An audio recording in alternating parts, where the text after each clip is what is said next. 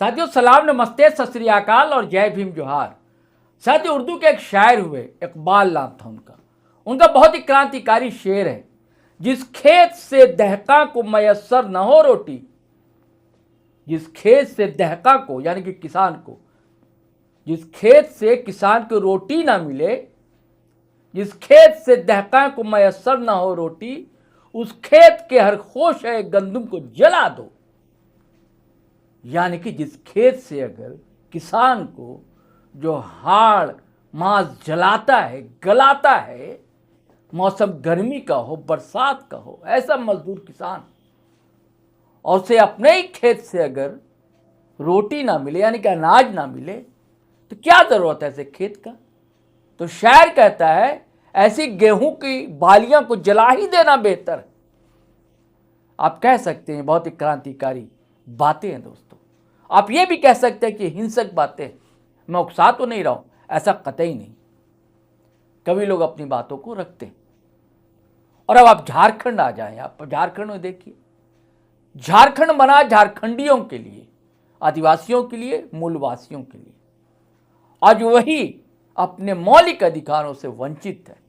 आप कह सकते हैं कल कारखाने बने, बिल्कुल बने, रांची से लेकर धनबाद से लेकर लौह नगरी जमशेदपुर तक, लेकिन स्थानीयों को कितना रोजगार मिला?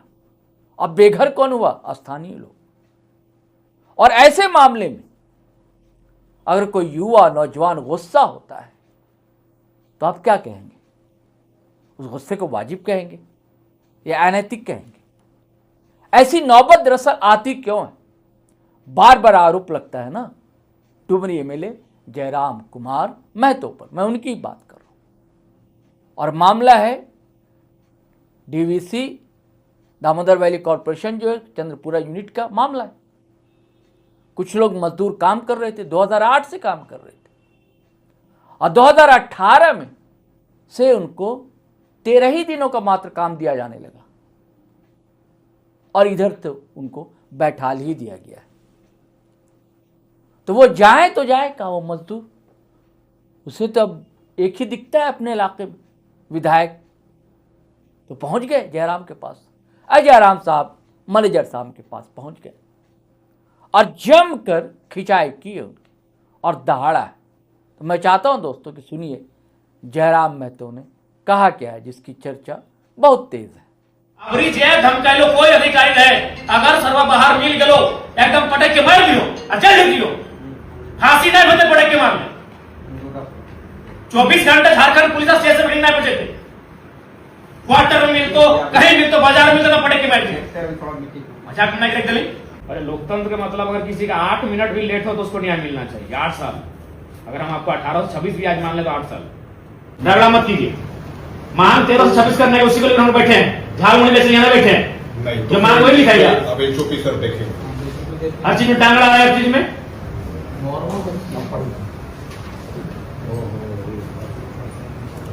किसी ने बैठे हैं 1326 करने के लिए बैठे हैं, किसी लिखे लेटर में? सब आपके अनुसार चलेगा। क्या बैठा लो पटक के मारे चल बैठे, वो तो लास्ट उपाय है। जब मिल तो फैक्ट बाहर बंद करा लगे, निकाल देते जल्दी जल्दी भीतर साल पटक के जेल ढुके बाहर कर तो लास्ट ऑप्शन का है। अगर बात तो हमें भी कहे कोई अधिकारी की खंड निकाल चले। अगर आपको निकाल सीधे बाहर ही मिल तो गेट बाहर। झारखंड पुलिस ऐसा फिक्र नहीं पटक के मारकर जेल ड्यूटी सर मजाक बना कर व्यवस्था 20 साल सेवा दिया है वो है ना। हमने तो चिड़े 24 घंटे को सुरक्षा नहीं दे, जब तक कंपनियां में तब तक सुरक्षा मत पटक के साथ के अड़ुक के भीतर मजाक बना कर दिया है। 20 साल सेवा दे, 6 साल से लोगों ने 13 दिन काम, कोई कानून नहीं 13 दिन काम करेगा। कोई कानून है ही नहीं।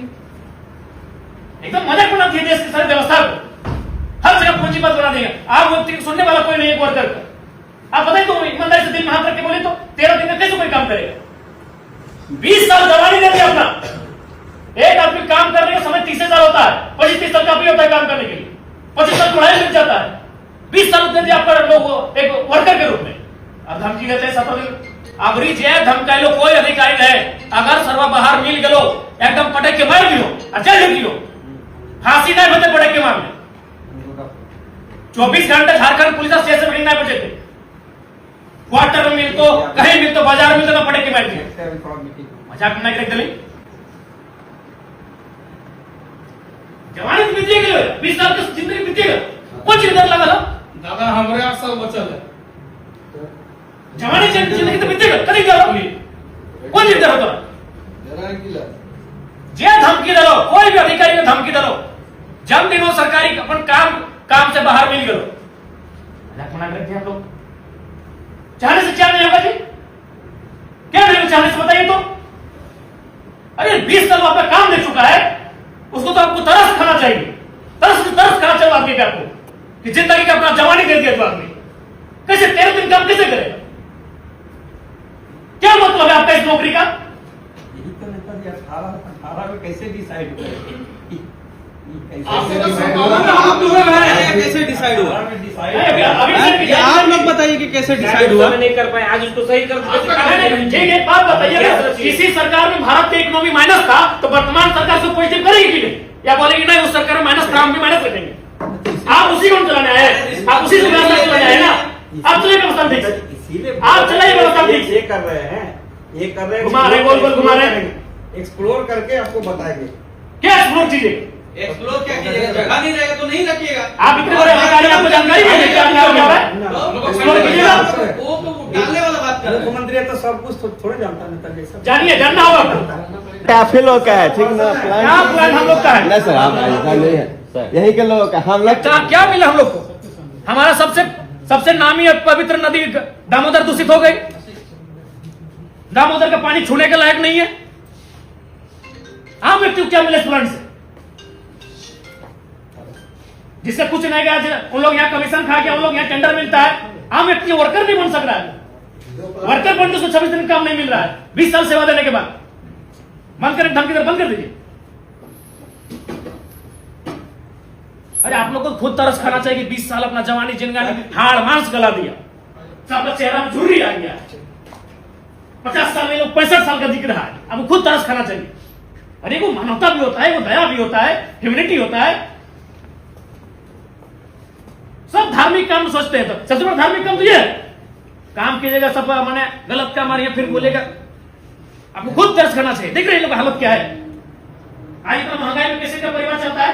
अरे आपको हम तो लाखों से नहीं पाते, एसी कमरे में बैठ रहे हैं, या बादाम खा रहे हैं, काजू खा रहे हैं, लोग माड़ भात नसीब नहीं हो रहा है।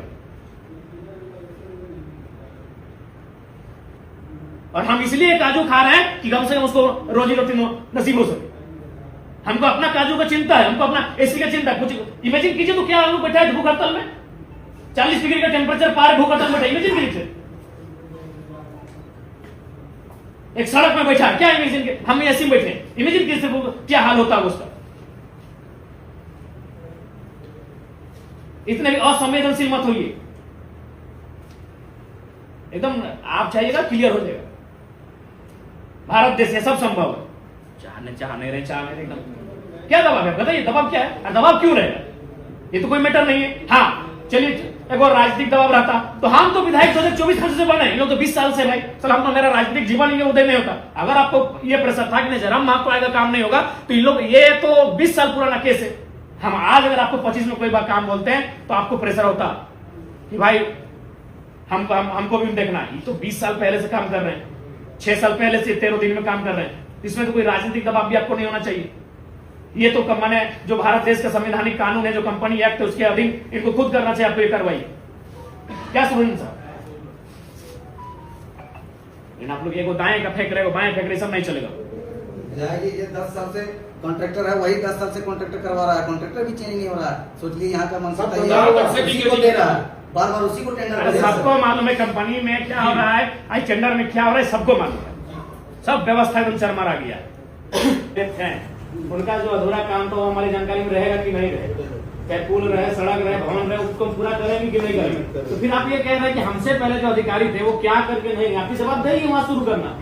वो अगर कोई कमिटमेंट करके गए तो आप करेंगे कि नहीं करेंगे। ये तो बात नहीं है कि भाई 22 में कोई और बताइए, आप ही बताइए बात हुआ ठीक, या फिर बोले था कोई भी नए एमएलए बनते हैं, जैसे पहले पुराने को हरा के आते हैं, तो उसके टाइम भी कोई ना कोई काम अधूरा पड़ा था, क्या हम छोड़ दें, उसको पूरा करेंगे। हम कई काम पूरा किए,